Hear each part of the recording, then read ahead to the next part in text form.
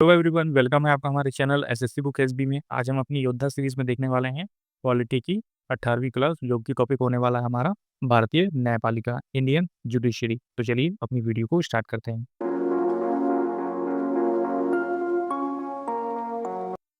आइए समझते हैं कि न्यायपालिका जो है वो क्या होती है। न्यायपालिका सरकार और राष्ट्र के राजनीतिक ढांचे का एक आवश्यक अंग होता है। यह संविधान का संरक्षक है। यह कानून की व्याख्या करता है, विवादों का निपटारा करता है और सभी प्रकार के न्याय को प्रदान करता है। न्यायपालिका के अलावा भारतीय प्रशासन के अन्य महत्वपूर्ण अंग विधायिका और कार्यपालिका होती है। तो आइए समझते हैं कि न्यायपालिका की भूमिका क्या होती है। आपने देख लिया न्यायपालिका क्या होता है। कि न्यायपालिका जो है वो राष्ट्र का एक राजनीतिक ढांचा है, जो संविधान का संरक्षक होता है और समस्या आने पर ये सभी को न्याय प्रदान करता है। तो इस तरह से आप समझ सकते हैं कि न्यायपालिका का अर्थ क्या होता है, कि भारत में जो भी लोग हैं उनको न्याय मिल सके प्रॉपर तरीके से, अच्छे ढंग से। आइए समझते हैं न्यायपालिका की क्या भूमिका होती है या फिर उनका क्या कार्य होता है। तो न्यायपालिका विभिन्न मुद्दों पर निर्णय ले सकती है, जैसे कि व्यक्तियों या पक्षों के बीच विवाद with न्यायालयों की भूमिका को इस प्रकार वर्गीकृत किया जा सकता है। तो आप समझ सकते हैं कि न्यायपालिका जो है वो विभिन्न मुद्दों पर निर्णय ले सकती है।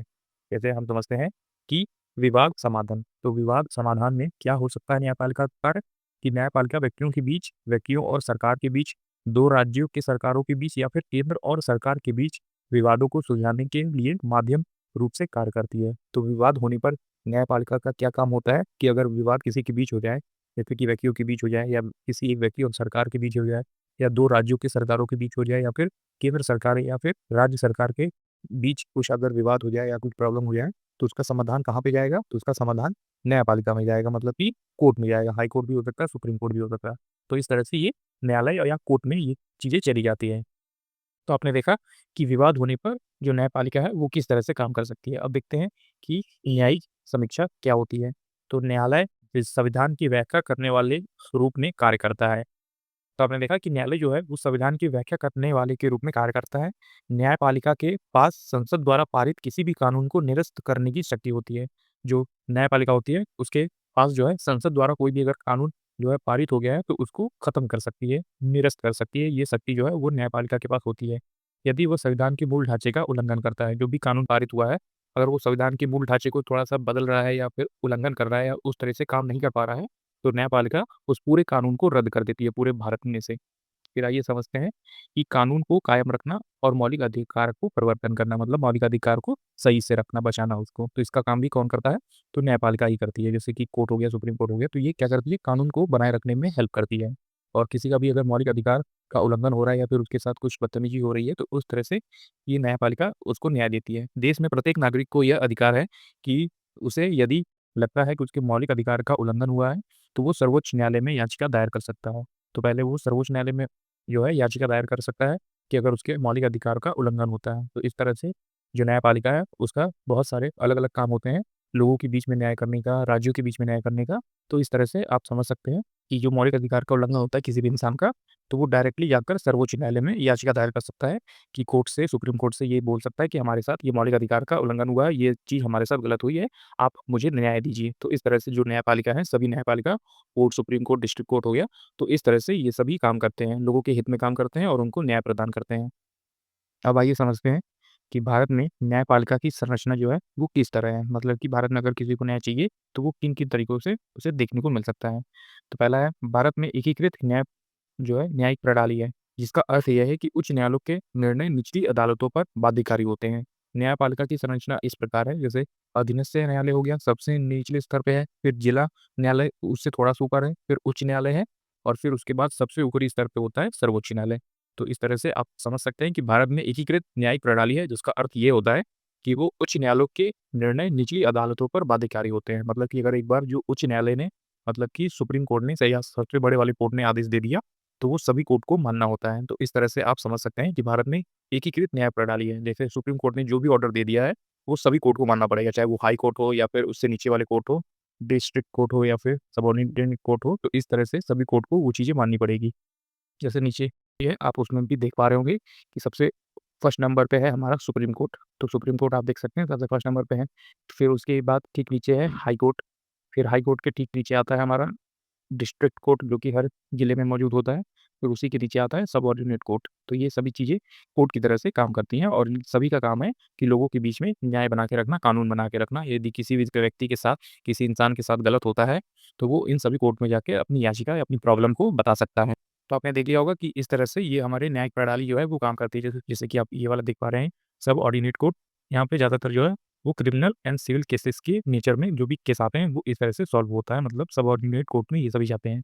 तो आपको ये सब चीज़ें याद करने की ज़रूरत नहीं है, आप बस सिंपली इस तरह से याद रख सकते हैं कि सबसे नीचे सबऑर्डिनेट कोर्ट आता है, फिर इसी के ऊपर डिस्ट्रिक्ट कोर्ट आता है हमारा, फिर इसी के ऊपर है हाई कोर्ट इसमें, और फिर सबसे एंड में आता है हमारा सुप्रीम कोर्ट। जो इसने ऑर्डर दे दिया वो सभी इसके नीचे के कोर्ट को मानना पड़ेगा। आइए अब समझते हैं कि कुछ क्वेश्चन आंसर कि इस टाइप से कैसे क्वेश्चन एसएससी की डिफरेंट एग्जाम्स में पूछे जाते हैं। तो वीडियो में आगे बढ़ने से पहले दोस्तों एक इंपॉर्टेंट इन्फॉर्मेशन आप सभी के लिए, अगर आप 2025 एसएससी एग्जाम्स की तैयारी कर रहे हैं, चाहे वो सीजीएल हो, सीपीओ हो, सीएचएसएल, एमटीएस, जीडी, स्टेनो या फिर सिलेक्शन पोस्ट, तो आपके लिए इंग्लिश वोकैबुलरी की बुक काफ़ी यूजफुल हो सकती है। ये बुक जो है वो ई बुक है, आपको इसका पीडीएफ मिल जाएगा मात्र 39 रुपीज़ में। आप अगर हमें नीचे व्हाट्सअप नंबर दिया है उस पर मैसेज करेंगे तो ये ई बुक आपको मात्र 39 रुपीज़ में मिल जाएगी। इस बुक में हमने दिया है आपको one word substitution, idiom and phrases, synonym, antonym और फ्रेजल वर्ब। जैसा आप सभी जानते हैं फ्रेजल वर्ब भी बहुत ज़्यादा इंपॉर्टेंट हो गया अभी एसएससी एग्जाम्स में। 1 से 2 क्वेश्चन आपको इंग्लिश में फ्रेजल वर्ब से देखने को मिल जाएँगे।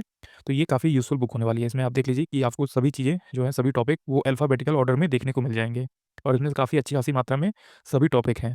तो आपको इसमें कोई भी ज़्यादा दिक्कत नहीं आएगी। इसमें आपको प्री और मेंस सभी तरीके के एग्ज़ाम्स में रिलेटेड जो भी क्वेश्चन पूछे गए हैं, वो सभी इसमें ऐड मिलेंगे। जैसा कि सिनोनिम, एंटोनिम आप देख सकते हैं, फ्रेजल वर्ब आप देख सकते हैं, ये भी अल्फ़ाबेटिकल ऑर्डर में जो है वो सभी दिया हुआ है।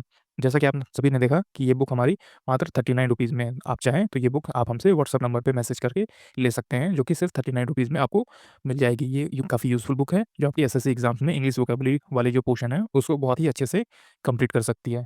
सबसे पहला क्वेश्चन आता है हमारा, जो कि है भारत के मुख्य न्यायाधीश की नियुक्ति कौन करता है? तो भारत के जो मुख्य न्यायाधीश है उसकी नियुक्ति कौन करेगा? तो ऑप्शन नंबर डी राष्ट्रपति करता है। तो आप इस चीज़ को याद रखेंगे कि भारत के मुख्य न्यायाधीश की नियुक्ति कौन करता है? तो ऑप्शन नंबर डी राष्ट्रपति करता है। तो इस तरह से ये इंपॉर्टेंट क्वेश्चन बनता है, आप याद रख लीजिए कि भारत के मुख्य न्यायाधीश की नियुक्ति कौन करेगा? तो राष्ट्रपति करता है। अगला हमारा क्वेश्चन आता है, जो कि है कि भारत के मुख्य न्यायाधीश की नियुक्ति कौन करता है? ये भी क्वेश्चन आप देख सकते हैं उसी तरह से है। तो भारत के मुख्य न्यायाधीश की नियुक्ति कौन करेगा? तो भारत का राष्ट्रपति करता है। तो आप देख सकते हैं अलग-अलग एग्ज़ाम्स में इस टाइप के क्वेश्चन जो है वो काफ़ी ज़्यादा इंपॉर्टेंट बनते हैं, तो आप इस चीज़ को भी याद रख सकते हैं।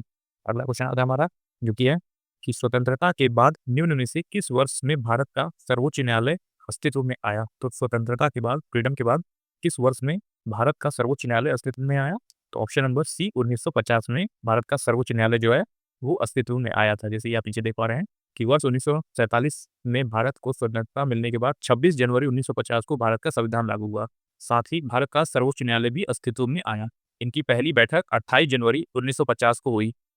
जैसे कि अनुच्छेद 124 से 147 तक सर्वोच्च न्यायालय की संगठन, स्वतंत्रता, अधिकार क्षेत्र और शक्तियाँ एवं प्रक्रियाओं से संबंधित है।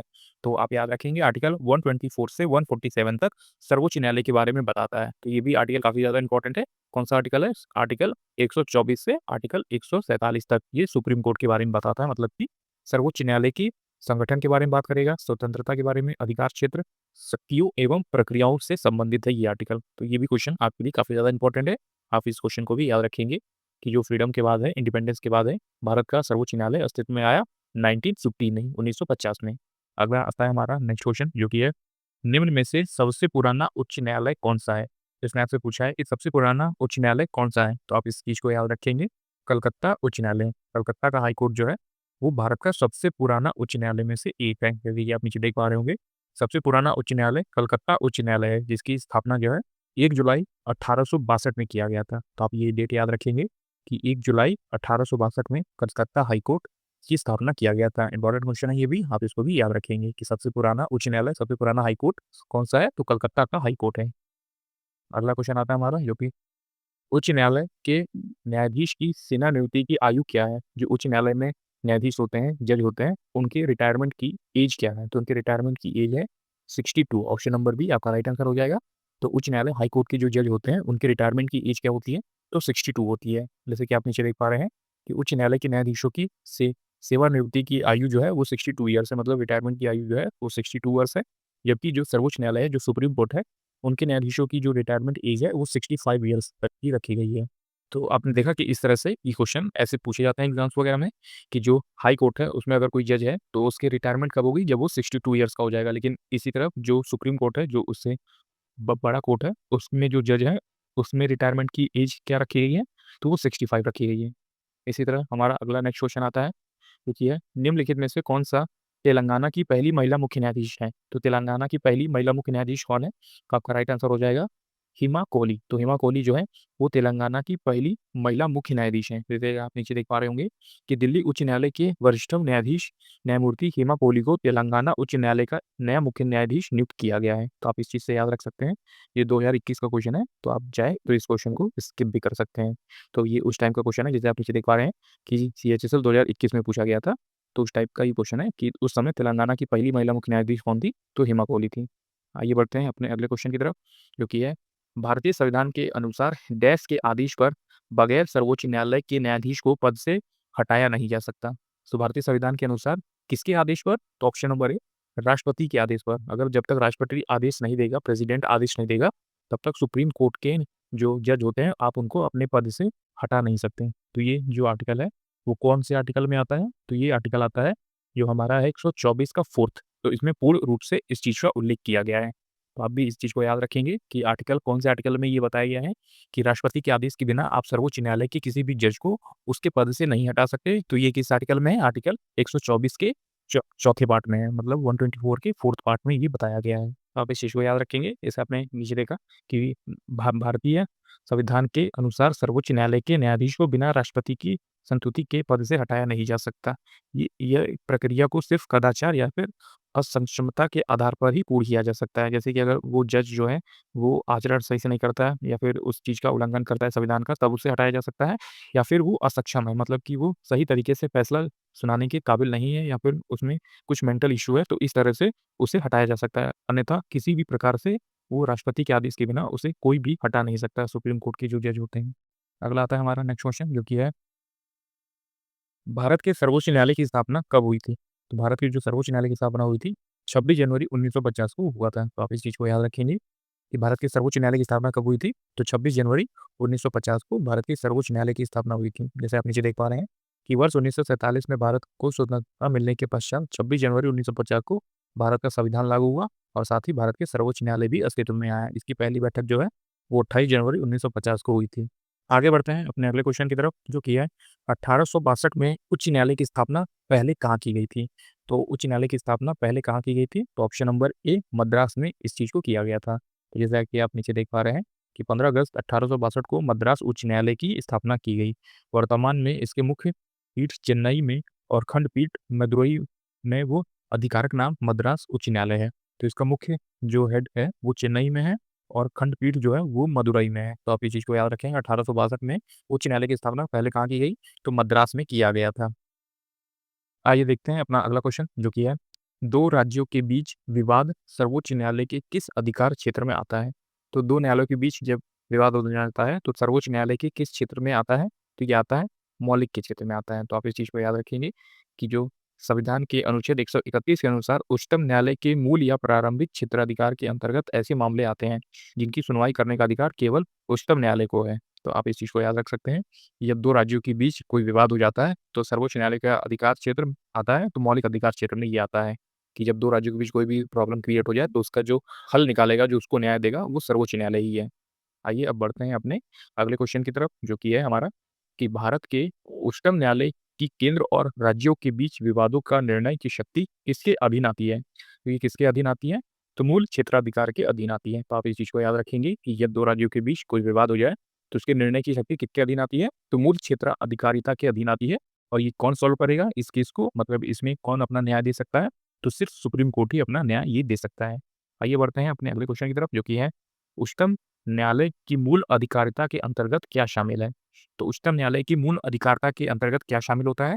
तो भारत संघ की विभिन्न यूनिटों के बीच विवाद। तो भारत के संघ के यूनिटों के बीच जो विवाद है, उसके प्रॉब्लम को कौन सॉल्व करेगा?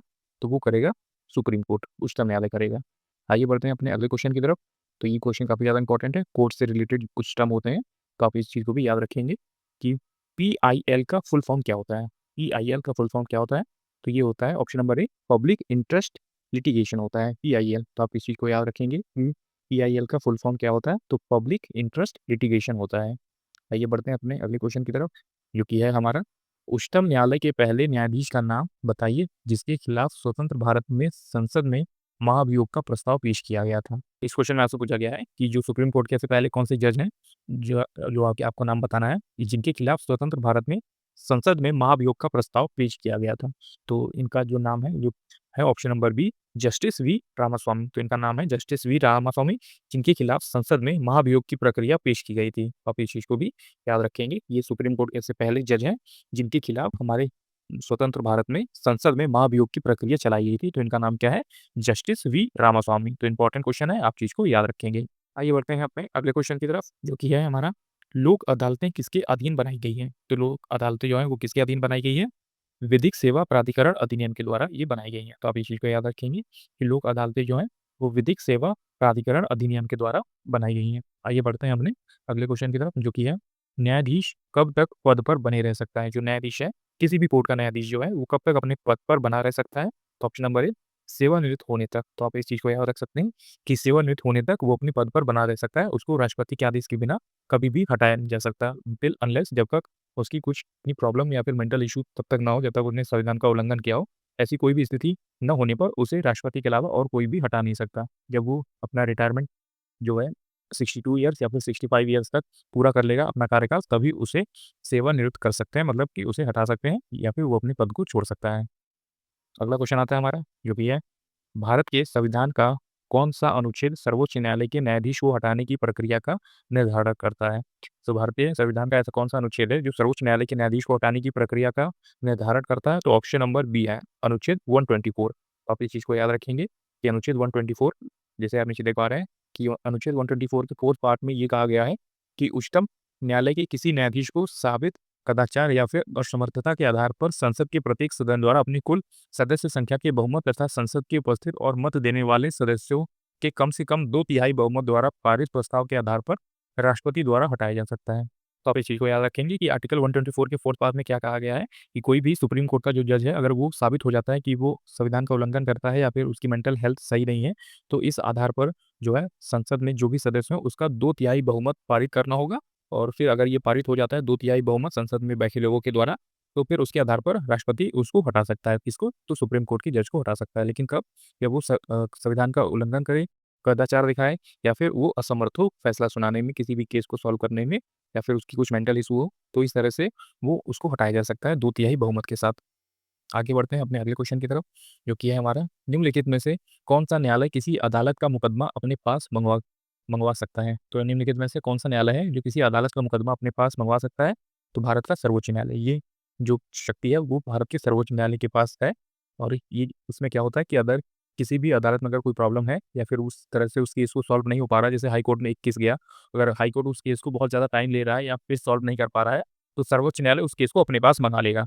जैसे आप नीचे देख पा रहे हैं, ये भी आपके लिए इम्पोर्टेंट है कि भारतीय संविधान के भाग 5 में अनुच्छेद 124 से 147 तक सर्वोच्च न्यायालय के बारे में बताया गया है। इसमें इसके गठन से संबंधित है, स्वतंत्रता, क्षेत्राधिकार, शक्तियाँ आदि उपबंध से इस बारे में बात की गई है। तो आर्टिकल 124 से 147 तक सर्वोच्च न्यायालय के बारे में बात की गई है। तो आपने ये क्वेश्चन को समझ लिया होगा। इम्पोर्टेंट क्वेश्चन है कि ऐसा कौन-सा न्यायालय है जो किसी भी अदालत का मुकदमा अपने पास मंगवा सकता है? तो वो भारत का सुप्रीम कोर्ट है। आइए बढ़ते हैं अपने अगले क्वेश्चन की तरफ जो कि है सर्वोच्च न्यायालय के न्यायाधीश को हटाने के लिए 108 संसद सदस्यों द्वारा हस्ताक्षरित प्रस्ताव पहली बार किस वर्ष में लाया गया? तो कब लाया गया? ऑप्शन नंबर 1 में लाया गया, मतलब कि 1991 में ये लाया गया। आप इस चीज को याद रखेंगे कि सर्वोच्च न्यायालय के न्यायाधीश को हटाने के लिए 108 संसद सदस्यों द्वारा हस्ताक्षरित प्रस्ताव पहली बार किस वर्ष में लाया गया? तो 1991 में ये प्रस्ताव पहली बार लाया गया था। आइए बढ़ते हैं अपने अगले क्वेश्चन की तरफ जो कि है भारत के उच्चतम न्यायालय के लिए निम्नलिखित में से क्या सही है? तो क्या सही है उच्चतम न्यायालय के लिए? सारे विकल्प सही है, जैसे कि संघीय न्यायालय है, ये भी सही है। संविधान का रक्षक होता है, ये भी सही है। अपील न्यायालय है, ये भी सही है। तो इसमें उच्चतम न्यायालय के लिए सभी कथन जो है, वो सही दिए गए हैं। आइए बढ़ते हैं अपने अगले क्वेश्चन की तरफ, जो कि है हमारा अधीनस्थ न्यायालय का पर्यवेक्षण कौन करता है? तो अधीनस्थ न्यायालय जो होता है, सबऑर्डिनेट कोर्ट जो होते हैं, उनका न्यायालय का पर्यवेक्षण कौन करता है? तो ऑप्शन नंबर सी उच्च न्यायालय करता है। तो आप इस चीज़ को याद रखेंगे कि सबऑर्डिनेट जो कोर्ट है, सबऑर्डिनेट कोर्ट जो है, वो सही से काम कर रहा है कि नहीं, इसको कौन देखेगा? तो ये हाई कोर्ट देखेगी, उच्च न्यायालय देखेगी। ऑप्शन नंबर सी आपका राइट आंसर हो जाएगा। आइए बढ़ते हैं अपने अगले क्वेश्चन की तरफ जो कि है कि भारतीय संविधान का अनुच्छेद 231 एक साझा उच्च न्यायालय के 2 या 2 से अधिक राज्यों के बीच स्थापना किससे संबंधित है? तो ये किससे संबंधित है? ऑप्शन नंबर ए राज्य सरकार से संबंधित है। तो आप इस चीज़ को याद रखेंगे कि भारतीय संविधान का अनुच्छेद 231 एक साझा उच्च न्यायालय की 2 या 2 से अधिक राज्यों के लिए स्थापना किससे संबंधित है? तो ऑप्शन नंबर ए राज्य सरकार से ये चीज़ संबंधित है। जैसे कि अनुच्छेद 231 में क्या कहा गया है कि 2 राज्यों में 1 हाई कोर्ट मौजूद हो सकता है, ये अनुच्छेद 231 में किया गया है। तो आप जैसे इस चीज़ को समझ सकते हैं कि आंध्र प्रदेश हो गया और तेलंगाना हो गया, तो इन दोनों में एक ही हाई कोर्ट जो है वो स्थापना उसकी हो सकती है जो तेलंगाना का भी केस सुने और आंध्र प्रदेश का भी केस सुने। तो इस तरह से आप समझ सकते हैं कि आर्टिकल 231 में इस बारे में बताया गया है कि 2 राज्यों में एक जो है हाई कोर्ट हो सकता है। आगे है नेक्स्ट क्वेश्चन हमारा जो कि है, उस प्रथम महिला का नाम बताइए जो भारत की किसी राज्य के उच्च न्यायालय की मुख्य न्यायाधीश बनी थी। तो उनका नाम है ऑप्शन नंबर बी लीला सेठ। काफ़ी ज़्यादा इंपॉर्टेंट क्वेश्चन है। ऐसे क्वेश्चन ज़्यादातर एग्जाम्स में बनते ही हैं। आप नीचे देख पा रहे होंगे कि लीला सेठ का जन्म 1930 लखनऊ में हुआ था। भारत के हिमाचल प्रदेश उच्च न्यायालय की ये मुख्य न्यायाधीश बनने वाली पहली महिला थी। वह देश की भी पहली ऐसी महिला थी। तो आप इस चीज़ को याद रखेंगे कि वो प्रथम महिला थी जो किसी भी राज्य के उच्च न्यायालय की मुख्य न्यायाधीश बनी थी। तो उनका नाम था लीला सेठ। आइए बढ़ते हैं अपने अगले क्वेश्चन की तरफ जो कि है हमारा, दिल्ली उच्च न्यायालय की पहली महिला न्यायाधीश कौन थी? तो दिल्ली उच्च न्यायालय की पहली महिला न्यायाधीश कौन थी? ऑप्शन नंबर सी लीला सेठ थी। आपका right answer option number T हो जाएगा, लीला सेठ, जो दिल्ली उच्च न्यायालय की पहली महिला मुख्य न्यायाधीश बनी। आगे बढ़ते हैं अपने अगले क्वेश्चन की तरफ जो कि है, भारत में सबसे बड़ा अपीलीय न्यायालय कौन-सा है? तो इसका राइट आंसर हो जाएगा ऑप्शन नंबर सी उच्चतम न्यायालय, मतलब कि सर्वोच्च न्यायालय या फिर सुप्रीम कोर्ट। तो इससे बड़ा न्यायालय भारत में और कोई नहीं है।